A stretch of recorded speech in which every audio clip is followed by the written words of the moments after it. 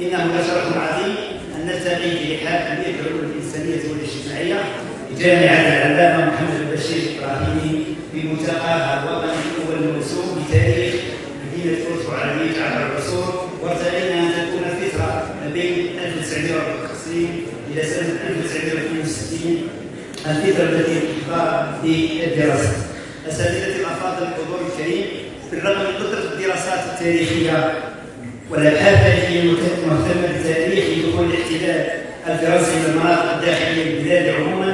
وإقليم ولاية فورت وعربية والمناطق المحاذية بها على وجه الخصوص، فإن ذلك لم يمنع من وجود بعض الدلائل والمعالم التي تثبت الفترة الزمنية لهذا الحدث الهام والمفصلي في تاريخ وطننا الحبيب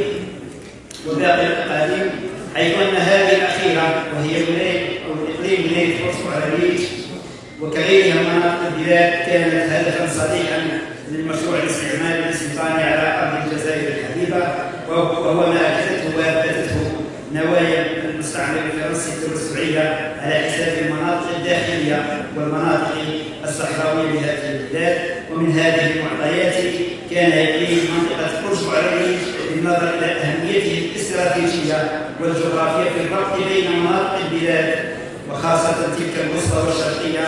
منها فقد احتضنته أو اختصته الإدارة الاستعمارية منذ السنوات الأولى للاحتلال الفرنسي بالأهمية وعميق النظر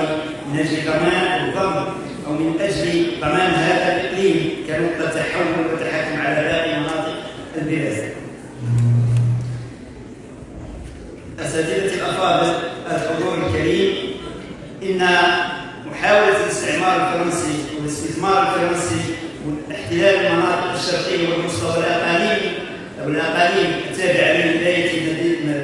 فورت وعربية ويتهاوى هذه المنطقة بكل ما يملكونه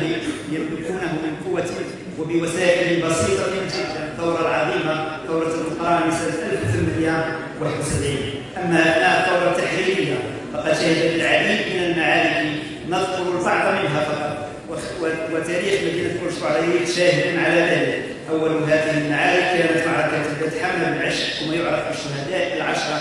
التي سميت الكثير من المدارس على اسمها، لكن في حقيقة الأمر هي الشهداء الستة، حيث 4 من المجاهدين كانوا معتقلون